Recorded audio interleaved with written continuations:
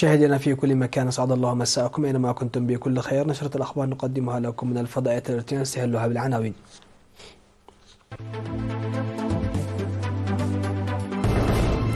إحياء 24 من أكتوبر يوم الأمم المتحدة. مدينة تسانية تشهد سيمينارا عن التراث غير المادي. إجراء عمليات جراحية العيون في هبرو.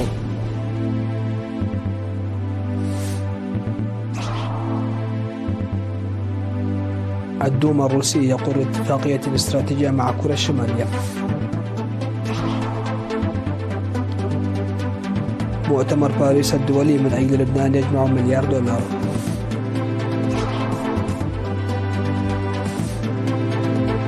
وتايبي تجري تدريبات للذخيرة الحية في مضيق تايوان.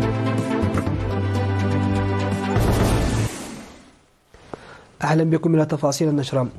نظم في فندق أسمر بالاس حفل إحياء 24 من أكتوبر يوم الأمم المتحدة بحضور الوزراء وكبار مسؤولي الحكومة والجبهة والدبلوماسيين المعتمدين لدى إريتريا وأعضاء مكتب الأمم المتحدة وضيوف آخرون. وقال وزير الخارجية السيد عثمان صالح في كلمته إن إحياء هذا اليوم يأتي في وقت يواجه فيه التعاون الدولي انقسامات جيوسياسية غير مسبوقة ومساءلة نسبية ووعود لم تتحقق، موضحا أن التنوع الذي تركز عليه الأمم المتحدة وإنهاء الحروب وسيادة العدالة الاجتماعية وتحسين مستويات المعيشة في الحرية الأوسع لم يتم الوفاء بها بعد. وذكر أنه على الرغم من أن إريتريا الدولة صغيرة إلا أنها تعمل بجدية منذ الاستقلال للحفاظ على السلام وأن تصبح دولة يتقاسم مواطنوها موارد بلادهم بالتساوي، وقد حققت تقدما كبيرا، مشيرا إلى أن الجهود تبذل في المحافل الثنائية والإقليمية والدولية لسد الفجوات في التصنيع والزراعة المدعومة بالتكنولوجيا والبنية التحتية والطاقة المتجددة وغيرها. وقالت السيدة نهلة فالجي منسقة مكتب الأمم المتحدة في إريتريا إن هذا اليوم يصادف اليوم الذي دخل فيه ميثاق الأمم المتحدة حيز التنفيذ بعد نهاية الحرب العالمية الثانية قبل 49 عاما، وأن العمل معا أصبح اليوم أكثر أهمية من أي وقت مضى، ودعت إلى تحقيق أهداف مستدامة وإدارة الأزمات وتغير المناخ. كما شهدت المناسبة كلمة عبر الفيديو للأمين العام للأمم المتحدة أنطونيو غوتيريش. وتخلل الحفل عرض فني قدمته مجموعة سبريتا الثقافية.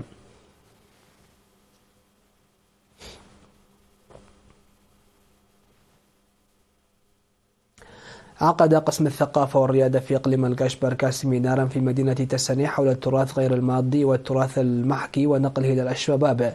وأوضح المدير العام للقسم السيد إدريس صالح أن إريتريا عامة وخاصة إقليم القشبركة غني بالتراث غير المادي، داعيا المجتمع للحفاظ عليه باعتباره أساس الهوية واستمرار الأجيال. وذكر عضو قسم البحوث والتوثيق في مفوضية الثقافة والريادة السيد مهاد سليمان ومحمد سعيد عثمان في الشرح الذي قدمه، ذكر بأن التراث غير المادي يتضمن اللغات والقوانين والتاريخ والمعتقدات والقيم والبطولات والعادات والاحتفالات الدينية والقصص والتراث المحكي والأدب والموسيقى والرقص والألعاب المحلية والخارجية والمستوطنات الأثرية، ويتطلب العمل المنسق الواعي للحفاظ عليها ونقلها للأجيال.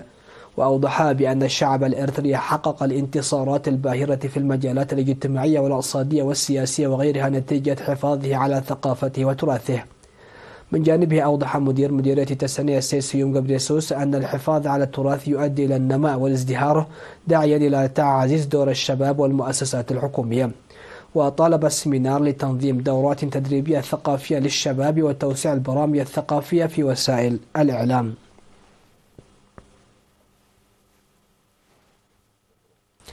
أجريت عمليات جراحة العيون ل 177 شخصا في الفترة من 16 إلى 22 من أكتوبر في مدينة هبرو بإقليم عنسبة. وأجرت العمليات الجراحية في عريتاي بتعاون مستشفى كرن ومستشفى برهان عيني في أسمرة بهدف تقديم الخدمات العلاجية للمواطنين في مناطقهم. وأوضح مسؤول قسم طب العيون في مستشفى كرن السيد كحساي سيوم القيام بفحوصات طبية في الشهرين الماضيين للتعرف على المحتاجين للعمليات الجراحية.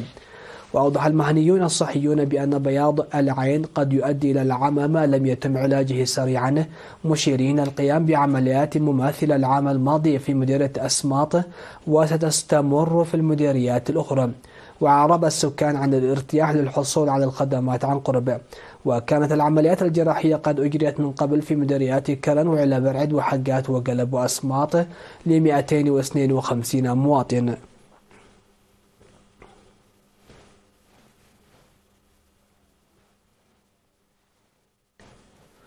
قدم مكتب الثروة الحيوانية بإقليم القشبركة تدريبا ل59 بيطريا متجولا في مدينة غردات قدموا من جميع مديريات الإقليم، وقد استمر التدريب لمدة شهر. وأوضح مسؤول مكتب الثروة الحيوانية بإقليم القشبركة الدكتور تخلص جيتكي في كلمته التي ألقاها بمناسبة اختتام الدورة في 19 من أكتوبر أن الدورة هدفت على خفض نقص الخبراء البيطريين لضمان صحة الحيوان والمواشي ورفع الإنتاجية. وأضاف المدير العام لقسم الزراعة والأراضي السيد أبو بكر عثمان بدوره أن وزارة الزراعة تعمل دوما على رفع الكفاءات والخبرات الزراعية، معربا عن أمله في مساهمة المتدربين المهنية على أرض الواقع. وأكد مدير مديرية غردات السيد إسحاق طعمزقي في كلمته الختامية جاهزية إدارة المديرية لتقديم الدعم اللازم لهم، موصيا باهتمام بالاستفادة من التدريب الذي تلقوه وخدمة المجتمع.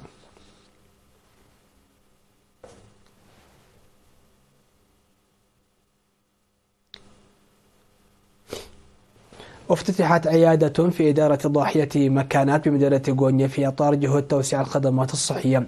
وأوضح مسؤول مكتب وزارة الصحة في إقليم القشبركة الدكتور حيل المكيداني أن بدء خدمات عيادة مكانات جزء من خلق الأرضية لحصول الشعب على الخدمات الصحية الأساسية عن قرب. من جانبه أوضح مسؤول المركز الصحي في مدينة غونيا الممرض بحلبوم طعمزقي أن مركز صحي واحد وعيادة واحدة غير كافي مع تزايد عدد السكان وسعة المديرية، وأن افتتاح عيادة مكانة سيخفف الضغط على مركز غونيا الصحي. وعرب المدير التنفيذي في مديرية غونيا السيد يماني محري عن ثقته في تخفيف عيادة مكانات مع المصاعب التي كانت تواجه مجال الصحة في المديرية. كما أعرب السكان عن الارتياح للحصول على الخدمات الصحية عن كثب.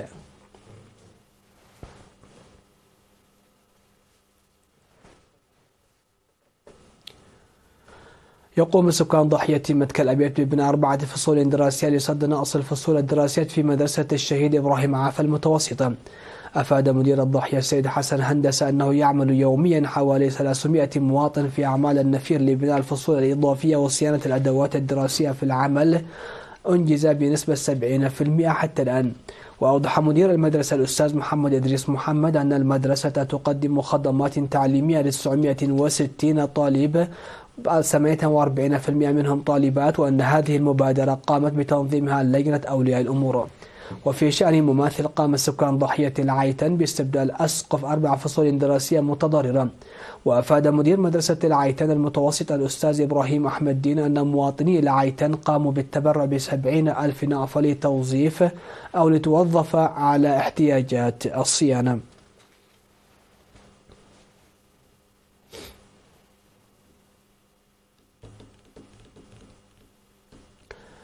استشهد في 23 من أكتوبر المناضل المقدم عن دوم ولد حبتي مسؤول قسم العمليات في مؤسسة عد هلول للبناء بالأسفنج جراء مرض ألم به عن عمر ناحز 75 عاما.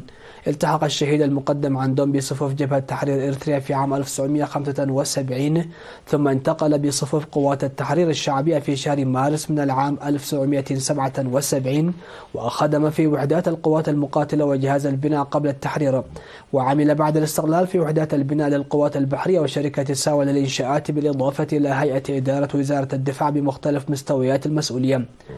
الشهيد المقدم عن دوم رب أسرة وأب 9 أبناء، وولد جثمانها الثرى عصر اليوم الجمعة 25 من أكتوبر في مقبرة الشهداء بأسمرة. تعرب وزارة الدفاع ومؤسسة عد هلول لبناء الأسفنج عن بالغ حزنهما باستشهاد المقدم عن دوم ولد حبتي، وتقدمان تعازيهما لأسرته ورفاقه وزملائه.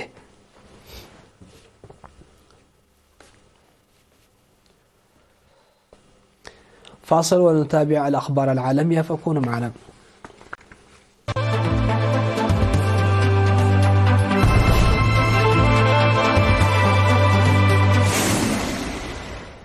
على الصعيد العالمي، صادق أعضاء مجلس الدوما أي مجلس النواب الروسي على اتفاقية شراكة واسعة النطاق مع كوريا الشمالية. ومن شأن اتفاقية الشراكة أن تنقل التعاون العسكري بين روسيا وكوريا الشمالية إلى مستوى جديد، حيث تنص على أنهما سيقدمان المساعدة المتبادلة في حال تعرض أي من البلدين للهجوم. وكانت المصادقة هي المرحلة النهائية للاتفاقية التي وقعها الرئيس الروسي فلاديمير بوتين والزعيم الكوري الشمالي كيم جون أون في بيونغ يانغ في يونيو. وقال رئيس لجنة الشؤون الخارجية في مجلس الدوما ليونيد سولوسكي أن المعاهدة تأخذ في الاعتبار بالكامل الوضع الجيوسياسي الحالي. من جانبها قالت المتحدثة باسم وزارة الخارجية الروسية ماريا زخاروفا إن التعاون العسكري لا ينتهك أي قوانين.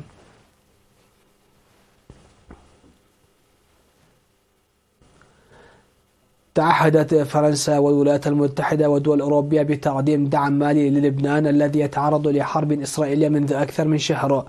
وقال وزير الخارجية الفرنسي جان نويل بارو في كلمته الختامية بمؤتمر باريس حول لبنان بحضور أكثر من 70 دولة ومنظمة عالمية: لقد جمعنا مجتمعين 800 مليون دولار كمساعدات إنسانية و200 مليون دولار لقوات الأمن، أي حوالي مليار دولار.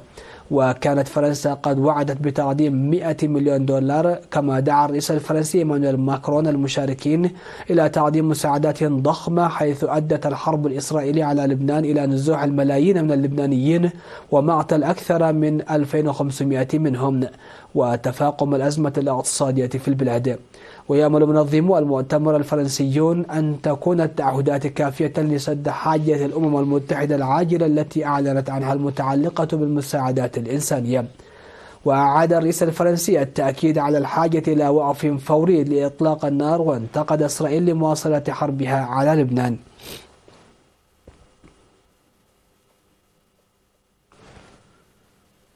أجرت القوات التايوانية تدريبات عسكرية بالذخيرة الحية على جزيرة نائية في مضيق تايوان غداة عبور حاملة طائرات صينية الممر المائي المهم والشديد الحساسية.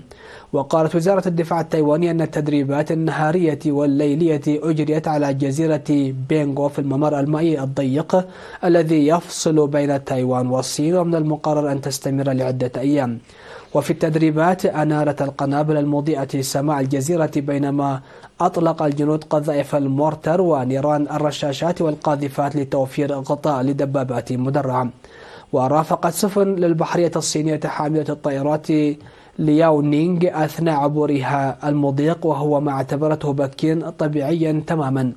وجاء ذلك بعد مناورات بالذخيرة الحية أجرتها الصين بالقرب من تايوان الثلاثاء، ومناورات عسكرية واسعة النطاق حول الجزيرة الأسبوع الماضي، عندما نشرت بكين طائرات مقاتلة وسفنا حربية وسفنا لخفر السواحل.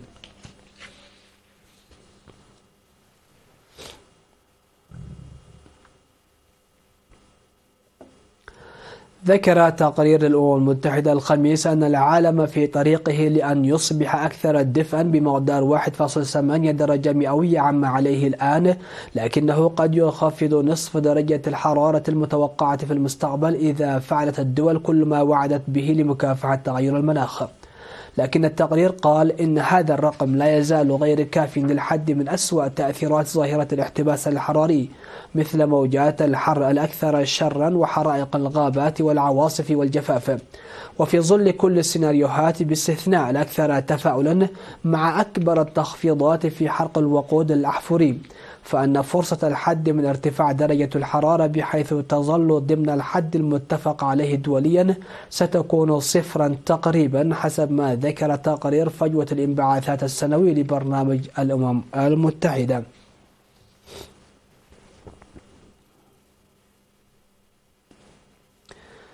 نختم النشرة بالتذكير بأهم وأبرز العناوين.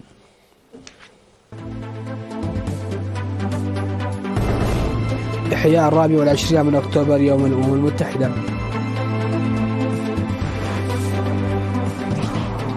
مدينة تسالي تشهد سيمينارا عن التراث غير المادي.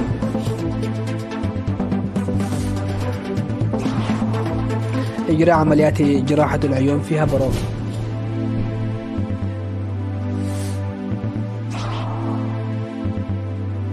الدوما الروسي يقر اتفاقية استراتيجية مع كوريا الشمالية.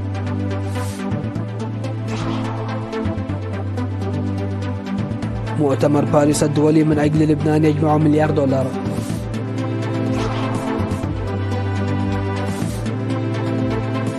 وتايبيه تجري تدريبات بالذخيرة الحية في مضيق تايوان. انتهت النشرة، إلى اللقاء.